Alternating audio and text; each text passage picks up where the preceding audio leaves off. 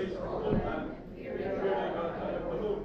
And the strangers turn within your land shall not exist, but the stranger that dwelleth with you shall be unto you as one born of you, and shall the Lord give us this song, for you were strangers in the land of Egypt. I will know your God.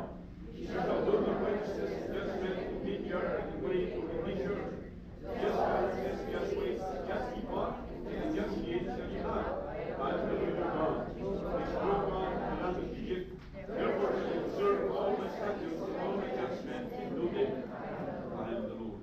Balik tayo magtugaw, niya po Diyos, hindi patayon. In times 11:23, I'm very blessed to be able to finish this, maybe 12 or 12:10, the most. So tatag at agad tayo dito yung topic tayo may papati in holiness. I don't know if we still have two subjects, and we will be done with the subject matter of holiness. So the tema tayo tatag, magbiruka iti ito yung libro, iti Leviticus chapter 19, specifically in verse 2 and verse 18. And remember that in every phrase is specifically mentions by the three words, I am the Lord. I am the Lord. So gagayong kinakapsan tata, kat tititle na i-design tayo tata, kat mode of holiness. Mode of holiness. Mode is defined as a manner of living that reflects the person's values and attitudes. It reflects your value and attitude. Kaya kaya na sa word that no mode of holiness, sampai kumanta, it reflects your value and attitude kay holiness na matatan tayo dito yung Biblia. Another definition, i-devote because it is a way of operating. Kung baga, ito po ay standard operating procedure sa isang makina o may isang lugar, kada ito'y na is-office na masapong naramihan at function na properly. Usually, ito'y tayo mag-observe in the maintenance schedule, hindi pa ng repair, window pa ng ina na, hindi may isang equipment o instrumento. But kung na dito, it is a way of operating, living and behaving, also meant a manner or method of acting or doing a particular type of something that occurs or is experienced and expressed. So medyo mahaba-haba ito. Nung ibagbaga na lang ito, yung amin nga batbanag that speaks about our daily life. Amin na ito yung aktibidades tayo. At sapay kuma, ada iti holiness na tayo araw-araw. So we have to understand though 4 times tayo na natakal iti libro iti Leviticus. So nung kami ngayon suro iti Genesis, Exodus, Leviticus, Numbers, Deuteronomy, I think it's 2008. Ito yung early lessons tayo. And 4 times nga natakal tayo dito yung libro. But kung kada kayo nga itinagan na ito originally kuhanin or the priestly office. But in Hebrew it is called Vayikra, meaning now he called. In Mawag, Apo Diyos. Mr. Andam. Vayikra means Hebrew for Leviticus. The title of the book comes from the tribe of Levi. Levi. It is pronounced as Levi. Levi. The pronunciation na gaya dito. This tribe was unique. So, noapay nga unique because there are 12 tribes, right? So, ada iti tribe ni Simeon. Ada iti tribe ni Reuben.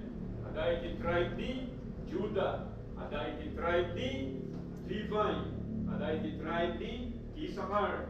Ada iti tribe ni Zebulun. Ada iti tribe ni Dan. Ada iti tribe ni Naphtali. Ada iti tribe ni Joseph. Ada iti tribe ni Benjamin. Ada iti tribe ni Asher. Ada iti tribe ni Gad. So 12 yun, 12. 12 yan. So we have 10 plus 2 equals 12. And the fourth I mentioned is the tribe of Levi. Kung bakit po siya ay unique, because kinuha ito ng Panginoon at isineparate niya. Kasi yung tribe ni Joseph ay naging dalawa. Ito ay sina Ephraim at si Manasseh. Na apo ni Jacob ito, but they were taken as representative ni Joseph. Di ba? I-bless ni Jacob isuda. Kat ijay nga napan jay cross-handed blessing. Nga jay inaudi, supposedly, ni Ephraim, kat isu iti napanan jay, taktakal nga blessing, nga iti inauna na ni Manasseh, kat isu tinanglakam iti basbasin nga blessing. That is what we call cross-handed blessing that was laid down by Jacob also. So jay 12 minus 1. So nagbalinda nga 11, right? Mamatan nyo. Ngayon jay ika-11 na tribe ni Joseph, kat nagbalin nga duwa, tadya duwa nga anak na nga da Ephraim kini Manasseh, isuda hindi nagbalin nga part iti tribe. They were adopted. So nagbalin tayo yung nga unique. In such sense, kasabi ko ito, God separated and divided it away from the other tribes of Israel and then adopted it, just like Jacob adopting Ephraim and Manasseh away from Joseph. So dahita iti nagbalinan na. So Levi become a special tribe, meaning set apart for the service to God. So na isina isuna nga itimay nga ramin nga lata kung jay panagserbi kini Apo Diyos. Wino jay mang-irubwat, mang-aramin, mang-isagana, iti pagdayawan kini Apo Diyos. So darita iti nagbalin nga ministry ni Levi. Wino ni Levi. Amen.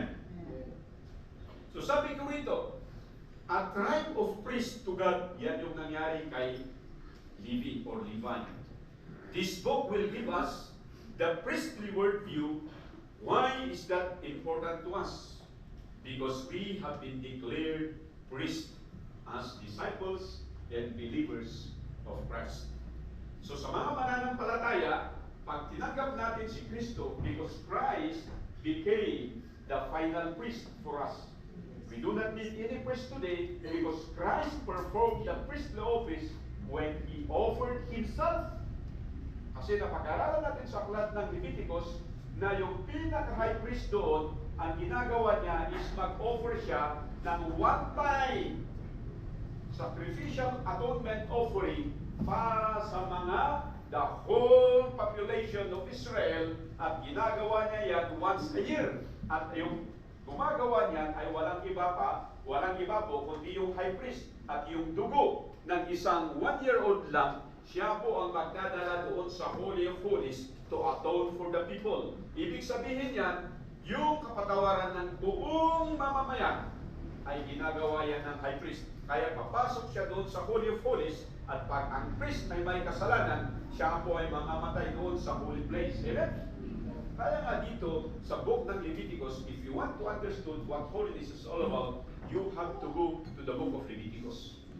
At yung ginawa-gawa ng priest, high priest na yan, yun po ang ginawa ng Panginoong Kristo, becoming the ultimate sacrifice. Himself, He offered at the cross of Calvary. And we can no longer pray to any priest, to any pastor, or to any minister. He cannot pray for us. We need to pray directly to God in the name of Jesus Christ. Naintindihan natin? Kaya hindi na natin kailangan ng pare. Hindi mo kailangan ng pastor. Para ikaw, kung manalangin ka lang sa Diyos Ama sa pamamagitan ng Diyos Anak, kung ikaw ay mananampalataya. Pero kung wala kang pananampalataya, sad to say, your prayer can never reach the altar of God. So yan po yung background natin dito. So let me remind everyone with the real root. So nagtrabaho tayo kay Minas, lagyan na biniro, amuyo leto eh. We know, nakawibuya kayo ti city, kat ada iti pagtartarayan na iti may sanga train na release, di ba? Release data, han nga mono reda, it is always a dual rail. Two rails data. Kat iti release, masapol nga, parallel na ito'y, han nga magbalin nga nalawlawat dyan may isa, kat naipipit dyan may isa, tadyay pilit ka dyan axle, pari-parehas data. Yan. Data, hindi na akong maitid ang assignment ko. Hindi napanak dyan Minas, hindi isong hindi nakita, dagay ng problema, I came across mga sanong mga surban na kita na encounter na problema. So, diay, masakol nga mayat, nagipita na release, nalinis, mayat di kanal, no, mayat hindi maiwasan di aksidente, ka nagagawin na aksidente nila, binas hindi ka putang magiging release. So, kunat ito as an illustration, two rails runs parallel. They are equidistant with each other, and for any train or locomotive to safely passes through. Kailangan pong pari-parihas yung sukat nila. Kasi po pag meron pong maluwang, babagsak yung gulong sa ilalim at magkakaroon ng derailment. At kung masikip naman yung isa o kaya hindi parehas yung sukat nila, yung gulong po ay lalabas at mas malala yung magiging resulta. Magkakaroon ng derailment, magkakaroon ng aksidente. So dahito yung iladadawa na dahito yung two-rail principle, iti biyag iti tunggal sa kada tayo. So one track or one rail represents our physical world. Something that is around us. Sama ko rito, that which we can see, that which we can touch, that which we can smell, that which we can hear. Ibig sabihin, these are the visible things that happens around us. Amen? This is the one rail. Pero hindi po kompleto ang buhay ng isang tao, lalong-lalo na kung mananampalataya ka, kung wala po yung pangalawang release. Walang patutunguhan ang buhay natin kung wala po ito. Ano po ito? Kung yung isa ay physical world, the second one is what we call the things that are invisible to us, and it is representing the spirit world. Okay? Something that faith, only faith, can describe or can define. Naintindihan natin?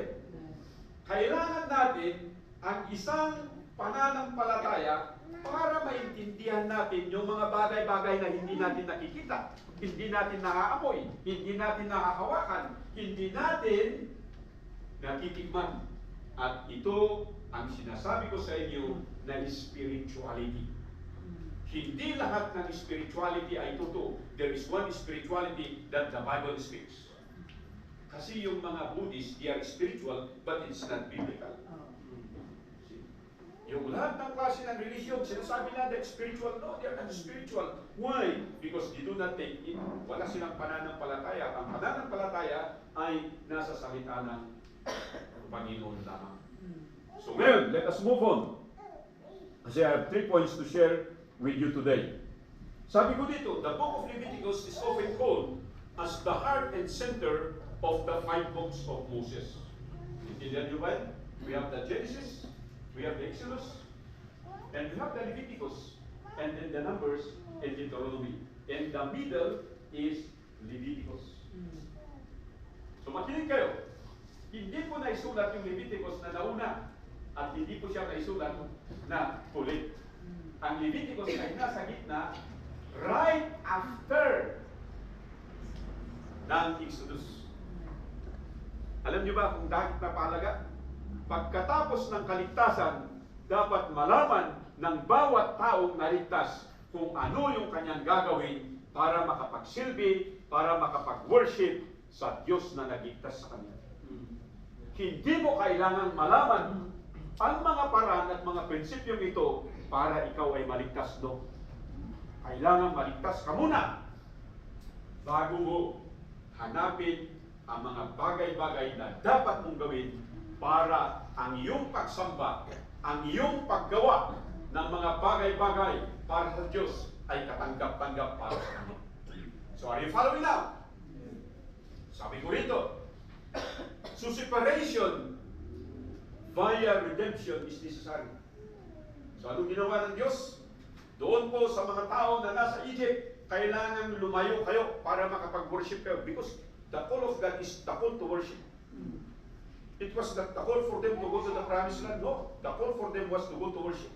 And they cannot worship in Egypt. Why? Because God cannot accept their worship if they are inside what we call the worldly practices and the worldly things. So ako na kada kayo, saan tayo nga makapag-worship kiniapo Diyos, do divided tayo. Masapol nga perform jay may nga track the physical world and the other track which is the spiritual world. Both daytoy kat iso iti dapat nga pagtartarayan, pagpagnaan, badbadakan, tingtinglen, itunggal may sa kada tayo so that we can worship and we can serve this great God. See? Sabi ko rito, this chapter does not only offer prescription for individual behavior. Kasi andito yung nakakatakot yung mga binasa natin dito, di ba? Nakakatakot kung babasahin mo, pero it is very enlightening. Kasi, kuna na dito, kita nyo dyan, you shall keep my Sabbaths and reverence my sanctuary, I am the Lord. Sabi ko sa inyo, pinag-aawayan ngayon kung ano yung Sabbath, kung Friday ba, or Saturday, or Sunday. See? So tayo ay nagagaling dito ng Sunday. Pero alam niyo ba yung Sabbath, it means rest. Rest from anything we do in order to do the will of God in our life. And we are doing that in Saturday activity natin. But during the first day of the week, which falls on Sunday, we gather together to worship Him. Amen? Because the very idea of Sabbath is not worship, it is service. When you go out, we do perform gospel classes, we do perform Bible study, we do perform soul winning, we do perform visitation, and that is service. That is what actually Sabbath meant. O ano? Kaya nga doon, tinurikan ng mga Parisiyo at mga Sadusiyo, yung mga disipulo ni Kristo, at sabi na, bakit ng mga disipulo mo, sila ay kumuha doon sa corn at kumain sila? Di ba bawal yan sa Sabbath? Dami na ang pinagbabawal sa Sabbath. Pero sinasabi ng Sabbath ay yung gawin mo kung ano, yung nagbibigay gloria at honor sa pangalan ng Diyos. Are you listening? You want, you go back to our lesson kung sino pa yung mga notes sa inyo. Ang alam ko, dito ang notes dito, kawan sa bali, kung saan nga ni asawa ni Kapsat nga Joseph nga gayutan. Kumpito yun ng notes. At di may sanga, may dito yung taga-buwa. Anayon niya, take note whenever I discuss things sa ating Sunday school. Sabi ko rito, it's not only prescription yung sinabi ko rito, but God wants the people. We included that. God wants the Israelite, we included as believers, what it takes to experience God's gracious presence. Gusto mong ma-experience ang presensya ng Panginoon, inilay down ng Diyos ang mga prinsipyo na kailangan malaman natin at matutunan natin para madama natin ang kanyang presensya. And chapter 19 is none other than that chapter that best describes this kind of principles. And the best requirements is, be holy, for I am holy. So niligtas muna niya sila sa Egypt, dinala doon sa wilderness, at doon sa wilderness, ito na, bago nila i-cross, bago sila actually mag-cross papunta doon sa Jordan, i-cross nila ito yung promised land, andito na yung Leviticus at itinuturo ngayon ng Diyos sa kanila kung paano nila mamimaintain yung presensya ng Diyos sa kanila. So I hope that you are following.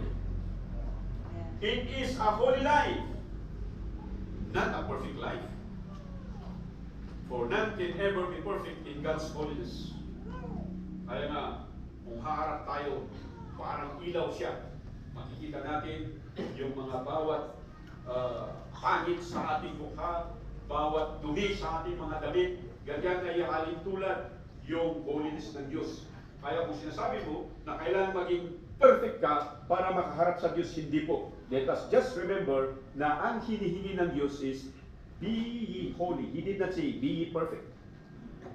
Be ye holy. It is a mood, it is an aspiration, it is a desire para sa bawat nilalang na kiniklaim niya na siya ay mananampalataya sa Diyos. Amen. Sabi nga sa mga negosyante, huwag mong bawasan yung kilo.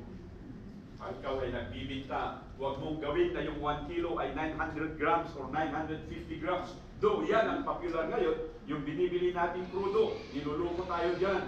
So, ano ba yung nangyayari? Hindi na exactly 1 liter yan. Binabawasan yan. So, ganyan yan ang mga negosyante, pero anong sabi dito? Binabawal niya. Bilang holiness sa atin, huwag natin gagawin yon. At meron pang napakatindi dito, kayong mga farmers. Oh, dari BJ, dari Madilun, dari farmer ka, check. Mga soldier ka. Dari Mr. Kanggan. Ang sabi sa farmer, kaan yung maapitan, dagito'y daada, dito'y iigit. Pa-reserva yung kita para kadagada marigrigat. So para kada kayo, no at dati marigrigat kaya yun, saan yun nga orayin, handa nga mo tibibya na diyan. Ano yung nga orayin na mapadya marigrigat na dyan, baka mapadya sinunod yan, saksakot yan marigrigat. Ha? Para kada dyan, di ba? Diyan siya mapanagapit, handa nga may isang asako tatad, duwa nga asako pa'y. So, i-reserve tayo di Jai, talo at dati marigrigat di Jai, lang kayo timang apit, kaya kayo timang itag, because that is a holiness attitude. Amen? Tanong kami di Israel, amudan di ayan, gusto mo na ito lang marigrigat, amudan no harvest time, mapanda lang di Jai, dati harvest na dahil bati mismo, Jai ang inila. Dagito yung dahiting practices dito yung kakamsa. So sabi ko rito, it is a holy life that God demands, not a perfect life. For none can ever be perfect in God's holiness, but a heart totally captivated and surrender for the glory of the Almighty. That is what holiness is all about.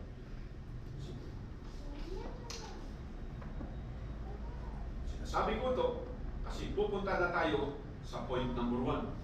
Pero bago tayo pumunta sa point number 1, holiness is central theme to Leviticus. Okay? Leviticus is organized in a most logical way. Hindi ito nagkapalit-palit from chapter 1 to first verse hanggang sa last chapter into the last verse. Leviticus, sabi ko rito, chapter 1 to 7, makinig kayo dito, deals on laws about ritual purity. Deals on laws on ritual purity in sacrifice. Chapter 8 to 10, it speaks about the ordination of the priesthood, kung paano nila ini-ordain ng isang magiging pare. Kasi from the high priest to the chief priest to the ordinary priest into the Levites. Ganyan po yan. At meron po silang 24 different departments. Napag-aralan na natin yan sa aklat ng Leviticus.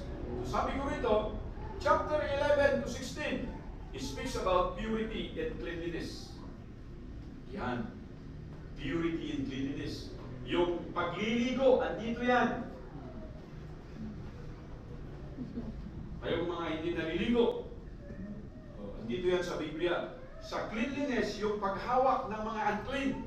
At andito na ulit, yung kumain ng dugo. Huwag niyong sabihin sa akin na dinardaraan niya na pwede. Hindi po. When I learned that it should never be eaten, whether cooked or raw, let us stop tasting, eating blood.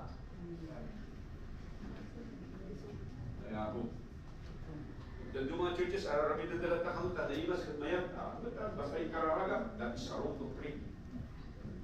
Chapter 17 to 27 speaks about the basic principles and practices for applying holiness to everyday lives. But the main objective and goal is wholeness. Buo.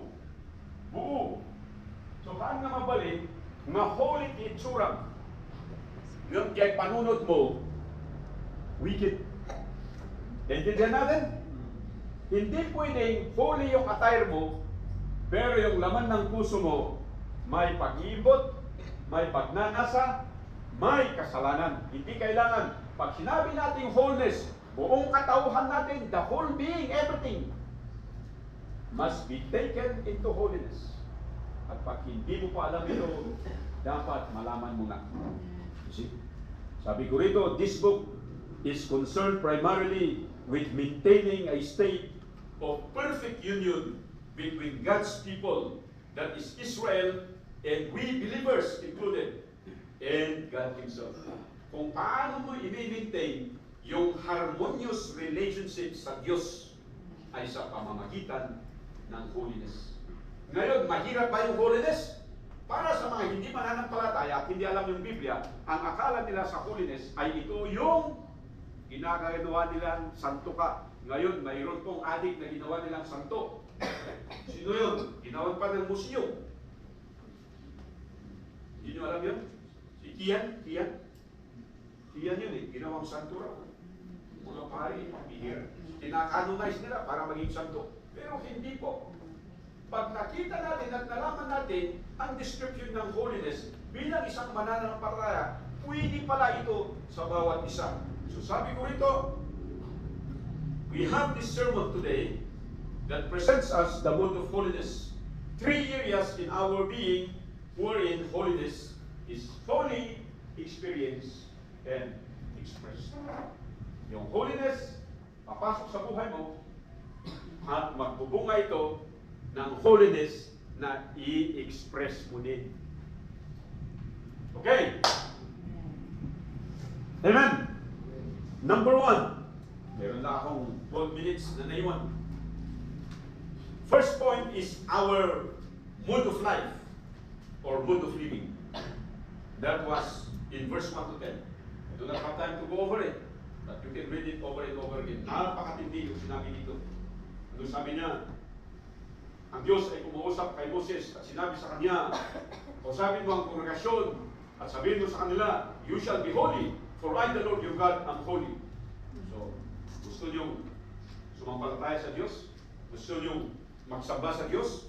Gusto nyo ipakita yung pananampalataya ng Diyos? Ang nire-require ng Diyos, aside sa kaligtasan natin, which is the number 1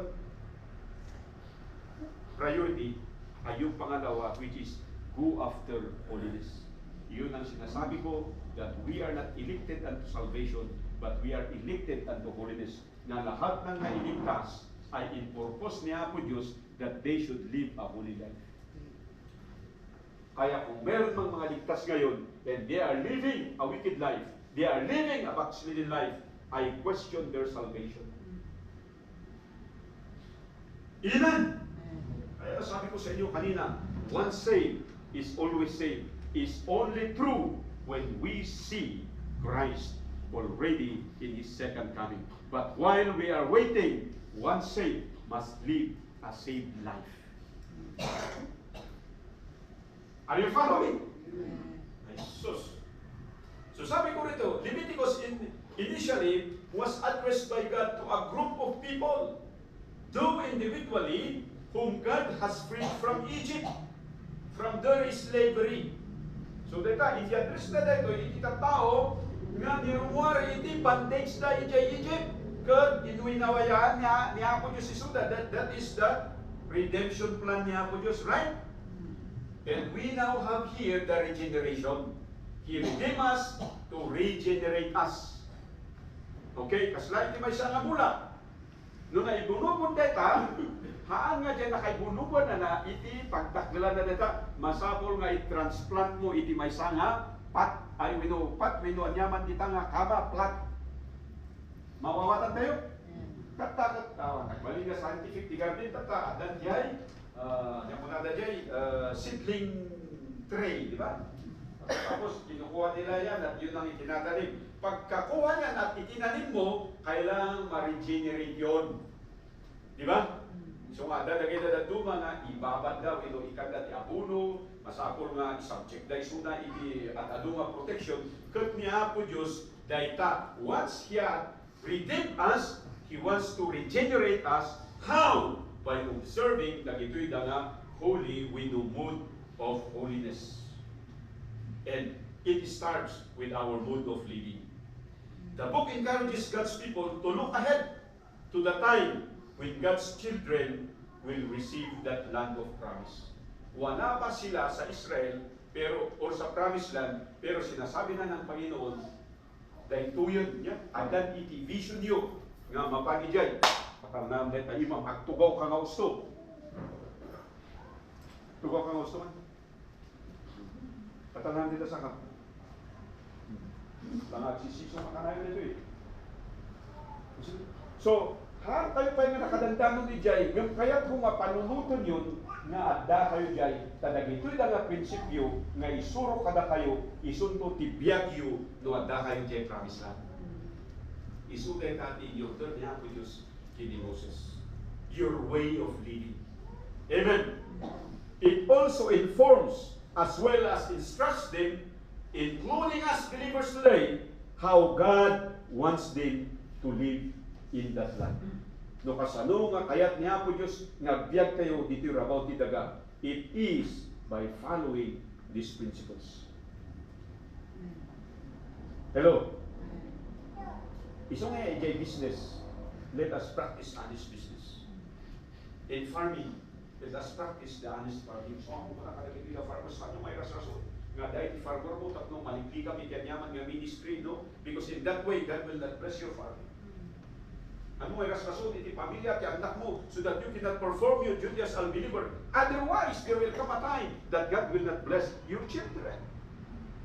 Why? Because they had become a rival unto God.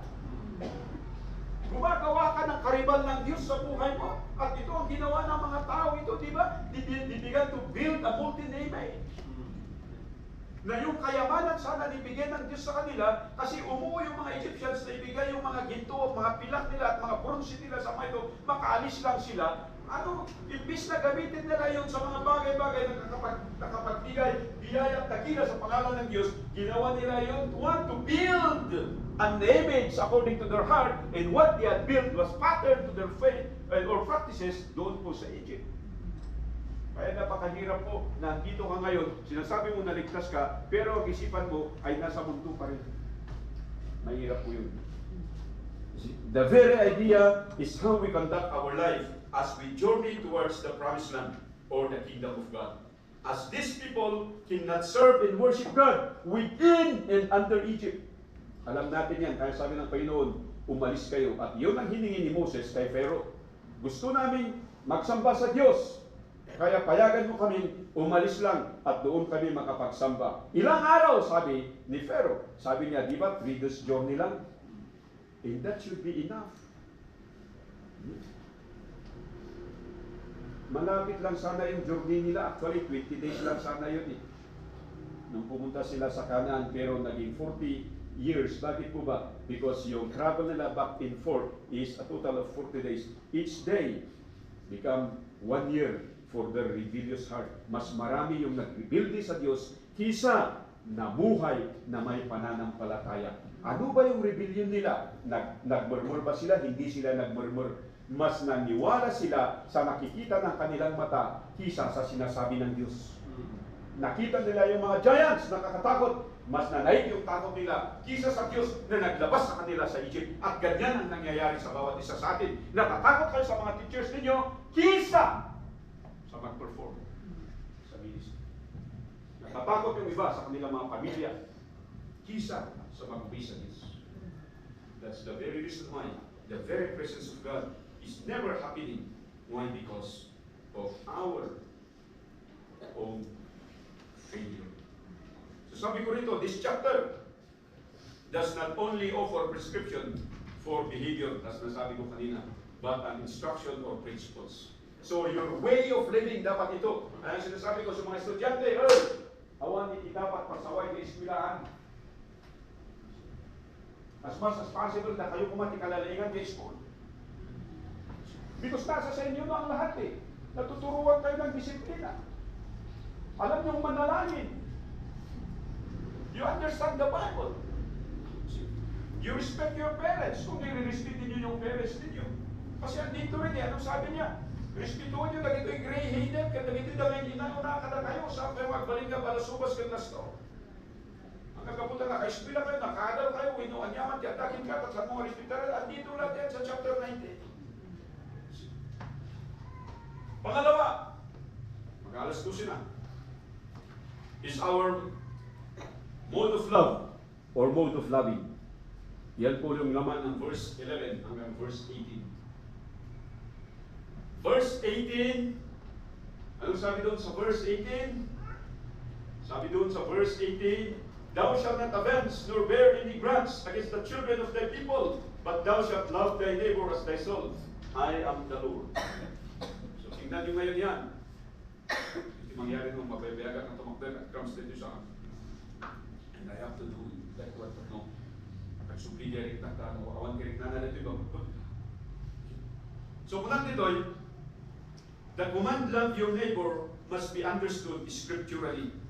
Since love is but a misguided, mislabeled, misdefined, misinterpreted expression. Amo yung kanidya, love your neighbor, i-qualify mo sino neighbor na dito eh.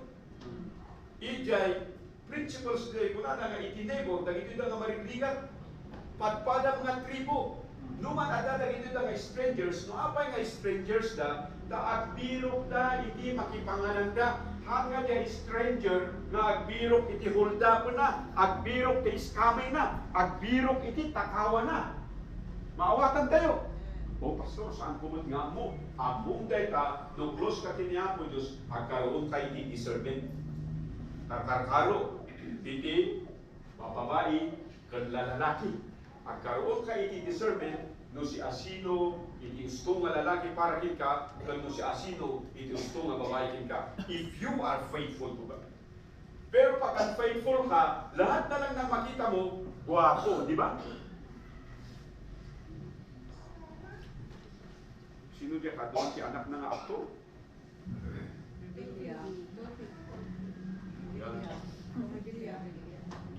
Mamuyo ah. O sino nga diya latest na nga 16 di na una na?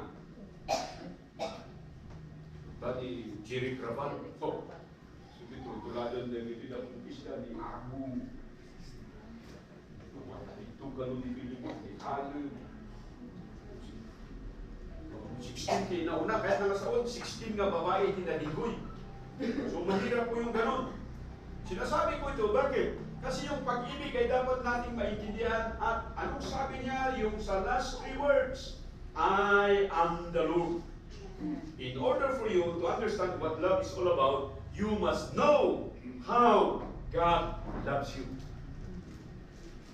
Diba, makita natin sinakripisyo ng Diyos. Sino sinakripisyo niya? Para lang save niya ang mga ito. Diba, ang ginamit ng Diyos, sinakripisyo niya yung nature, yung Nile River, naging blood, diba? Yung light, nawala yung light, naging darkness. Lahat ng mga animal nagkaipon-ipon. So kung titignan mo, napakalaking sakripisyo, pero hindi naintindihan ng tao. Ang nakikita lang natin yung ating paghihirap, pero hindi mo ba alam na ang Diyos mismo, ang puso ng Diyos ay masaksaktan isuna nuda tayo kot marigrigatan. Di makikita tayo, jeriga tayo lang, ng hantyo nga makita, itipikto na kinayako Diyos. That is how God loves us. Even when His Son died at the cross, Christ became what? The wrath of God in order to save you and me. Pagkatapos yung buhay natin bilang isang mananampalataya, hindi nagagawa. Yung faithfulness natin ay nadidefine ng ating own mood. If you're in good mood, if you're in bad mood, nagyan ang nangyayari. Pag ikaw ay may pera, pag ikaw ay masaya, pag ikaw ay bagong paligo, di ba may maganyang tao? Pag ikaw ay wala sa tulog, ano sabi nila? Biruhin mo man ang lasing, wag lang ang bagong gising, di ba? So ano natin kakaswida naman mangyari tata? Why? Because of misunderstanding, misguidance, misinterpretation, and misdefinition of that expression, love. So dapat natin, mood of loving tayo must be as unto the Lord. Kaya sabi ko ito, makinig ko dito, feel me the verse, including the poor, yung neighbors dito, including the needy, including the fatherless, including the motherless, including the orphans. Ito yung neighbors mo. Ito yung dapat mahalin mo. Hindi yung mga mayayaman, hindi yung mga politiko, hindi yung mga mapagsamantala, kundi yung mga nangangailangan. And that has been my driving objective para bawat isa sa inyo. Yung i-bless ka ng Panginoon so that you can become a blessing to others. Kasi maraming mga tao, maraming mga member dito, ang nakita ko, nung sinay na bless, umalis sila dito sa church. Naging makasarili sila. Pero sasabihin ko, balang araw, marami ang iyak. Why? Because we thought that they can run away from God, but we cannot. Pero Pastor, marami po akong ambisyon. Anong ambisyon mo? Diba sabi ng ambisyon mo, dapat yung vision mo nakalinya sa vision ng Diyos. Kinupumpromit rason tayo. Therefore, holiness can be either or qualitative and quantitative expression or reflection, effect, consequence, or result of God's gracious love for you. So, pwede pala yung holiness. Kasi sa grasya ng Diyos ay nagiging bahagi na ito ng ating pang-araw-araw na kinabubuhay dito sa balat ng lupa. Kaya sinasabi ko sa inyo, hindi dapat problema sa inyo yung sa atin dito sa church, yung prayer life natin. Hindi kailangan maging problema yun. Bakit? When you have the holy attitude, you will never forget praying. When your mind is all and your heart is all about holiness, you will never stop reading your Bible. Because this is our map. Ito yung direction natin. Naasar ako dito sa misis ko pag buong araw. Nakaon yung cellphone niya, pagkatapos pagtatawagin mo, hindi sumasagot. O, sarang lang illustration ni Bagat. Saan nga mabadbadog ti cellphone na, kasi kagatuan ka na kayo. May bagat ng diyan mo, dito 24 hours ka nakaon sa internet. Di ako.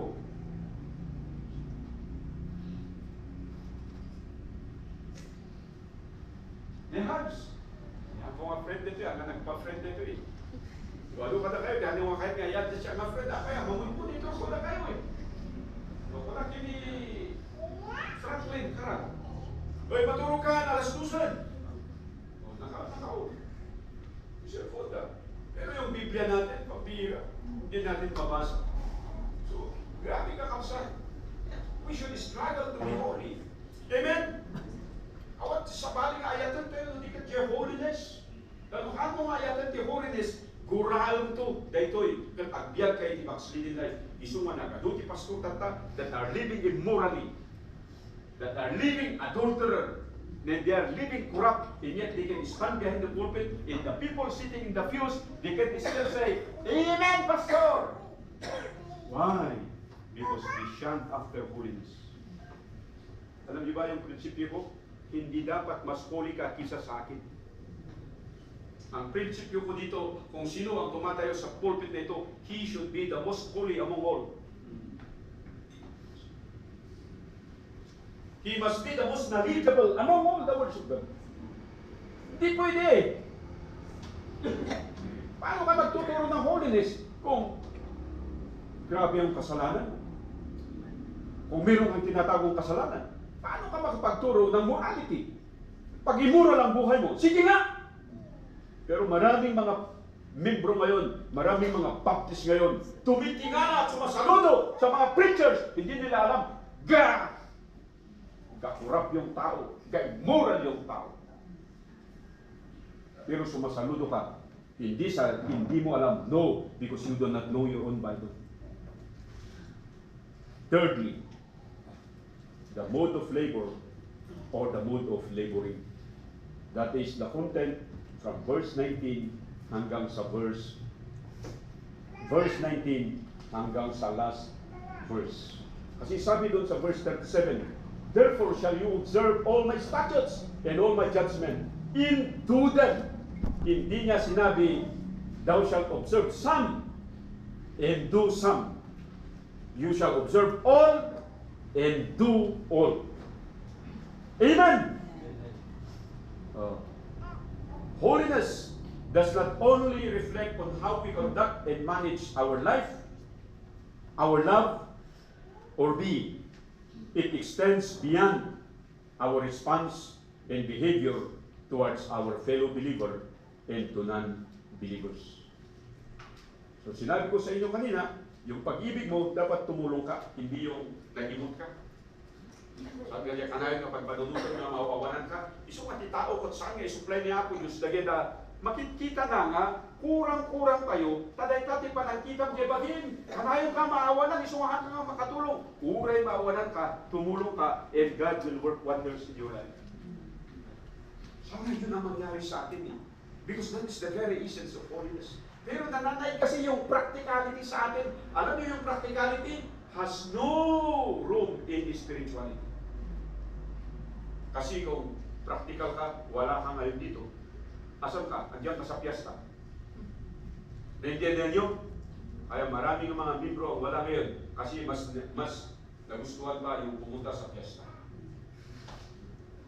May mga membro din, ang hindi natin kasama ngayon, pumunta diyan sa taas. Bakit? Kasi ayaw nila yung ganitong katuruan. Ang gusto nila, nakukonsinti yung kagustuhan nila, yung ginagawa nila, yung prinsipyo nila.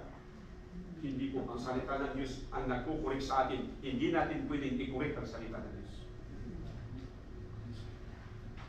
Ay sabi ko rito, it is also necessary that even in business or farming or working, holiness must possess every breath, every effort, and energy we exert.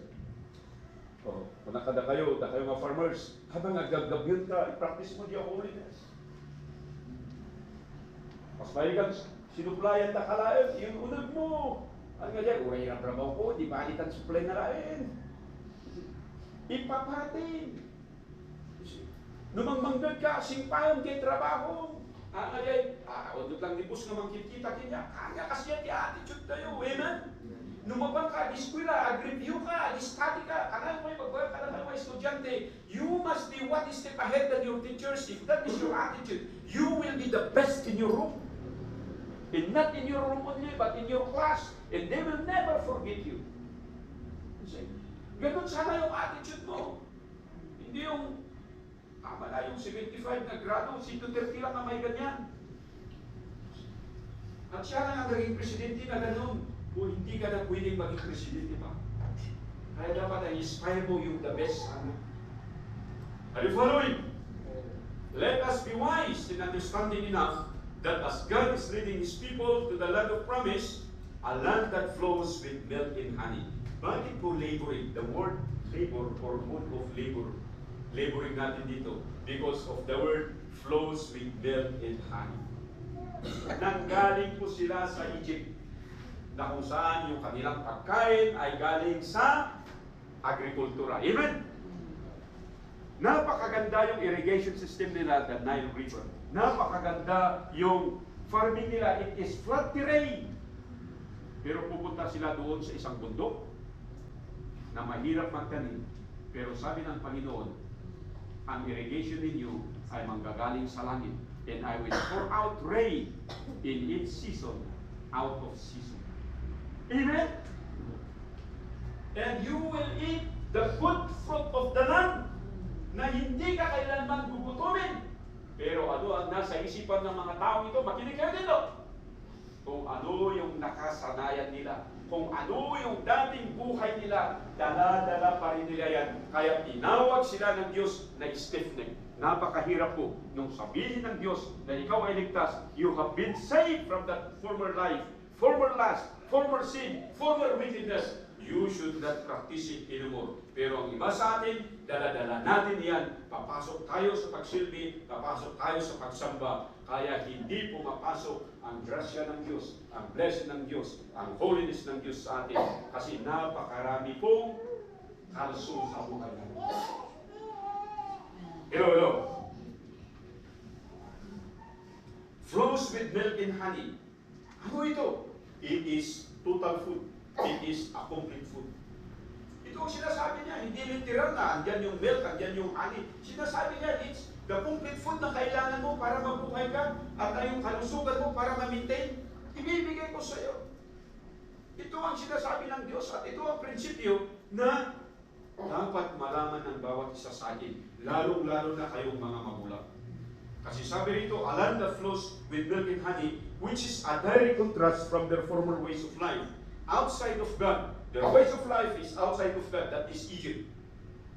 They are outside of God, but they are inside of Egypt.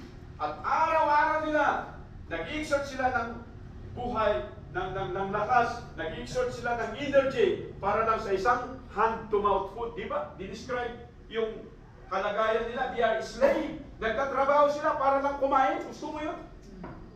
And we are actually going to that type of system. Tumataas yung presyo, pero yung sahod mo hindi tumataas.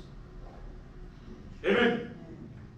Kung tataas man yung sahod mo, nakikita mo yung mga anak mo para waldas. Wala rin nangyayari. Bakit? God is asking us for holiness.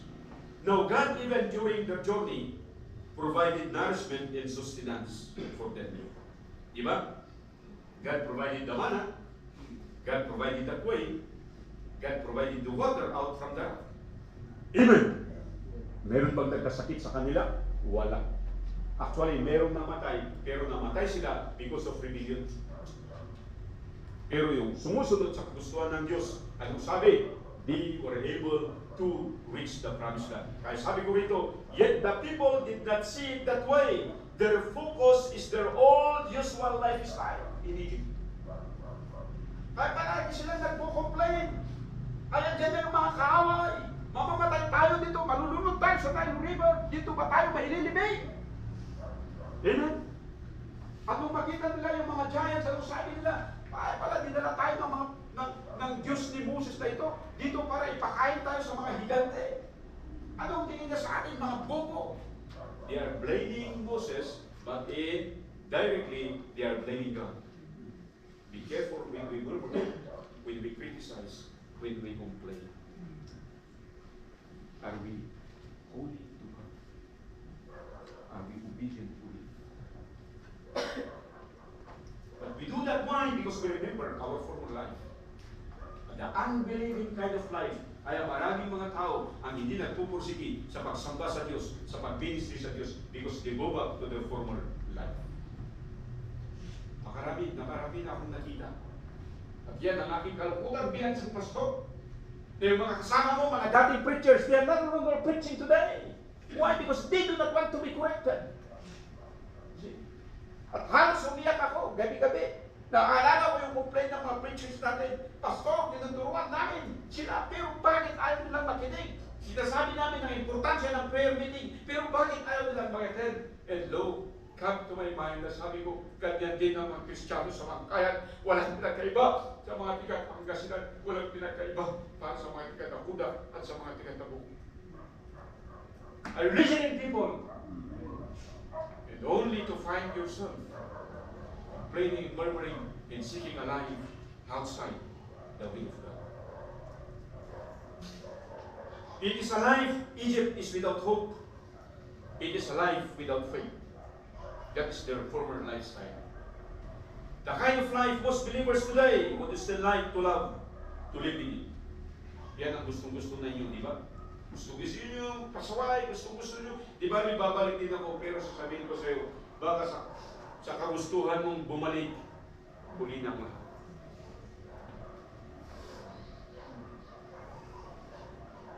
Sa registration, demand ko.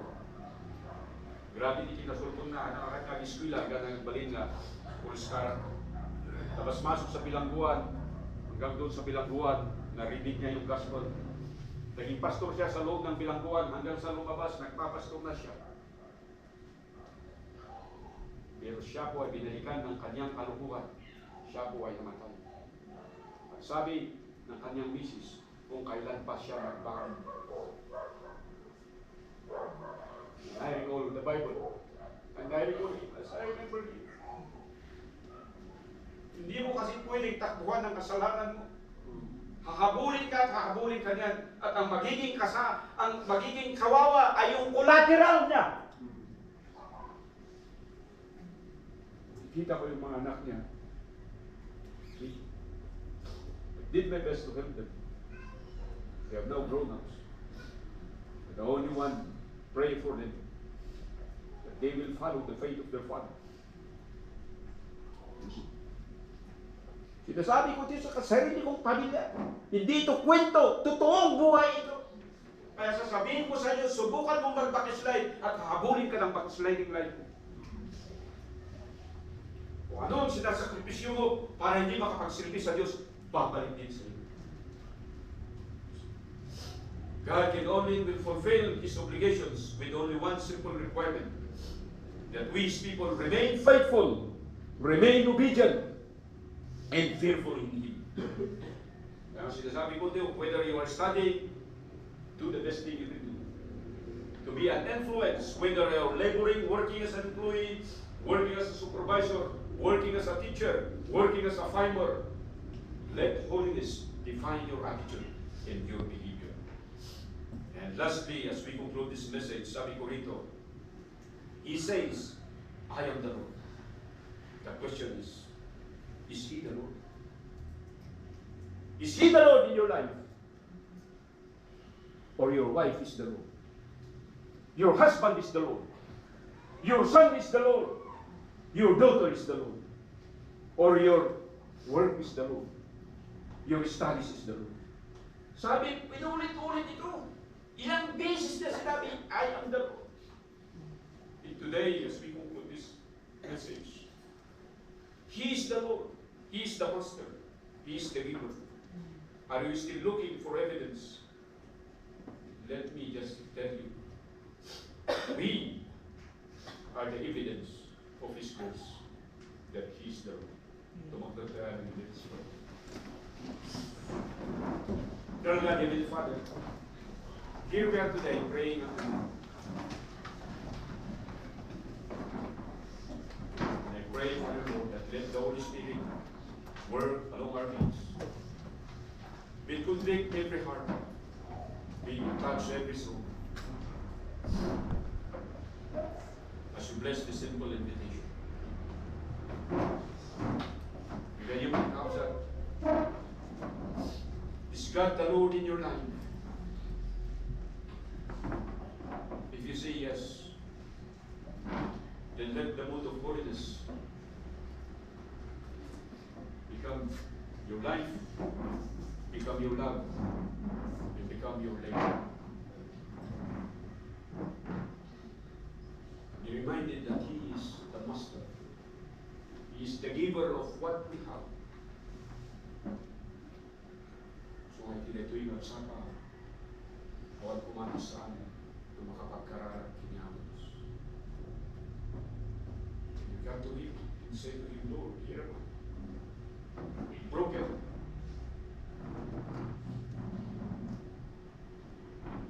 Wasted. Living in sin, but here, my Lord, forgive me. I do not want to live a backslidden life. I want to come to You, Lord, that Your holiness will magnify You. A holy life in me also. You say that in Your word.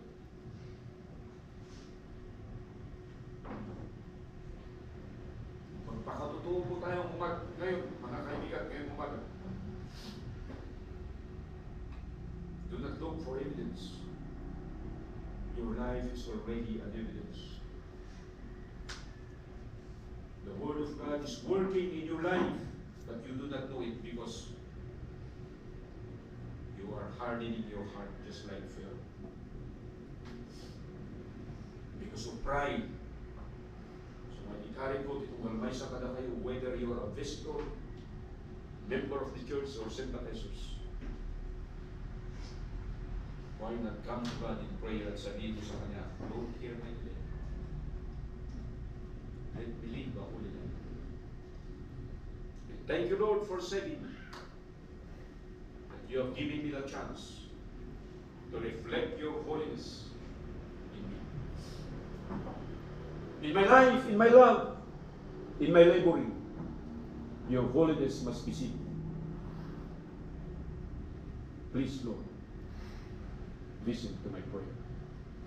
Dear God, Heavenly Father, thank You so much for the words that You have given to us today.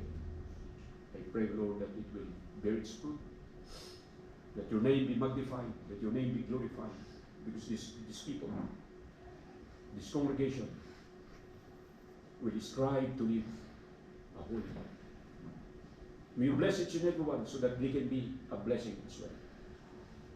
Pangasim ako Diyos. Kabinggam na gito'y nga kararag ni kami. Bantayan na gito'y akas. Agamit kami, at subli kami manunong Nagdukbag ka nagdayo kinasantuan mo namin. Salamat ako Diyos, itinay ito yung pribilege. Madayaw itinagan mo. In Jesus' name we pray. Amen. Okay, so